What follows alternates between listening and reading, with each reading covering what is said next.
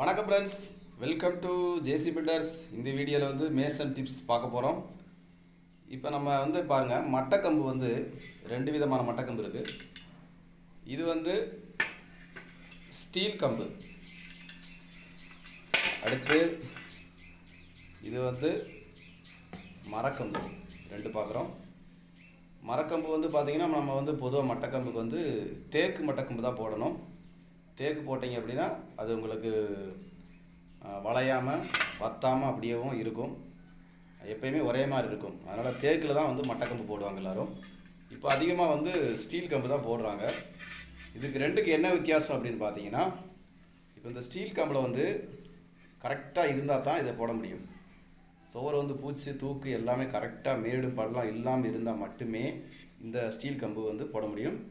மரக்கம்பில் எப்படி வேணாலும் போட்டு வந்துடலாம், ஆனால் ஸ்டீல் கம்பில் வந்து கரெக்டாக இருக்கும். அதனால் ஸ்டீல்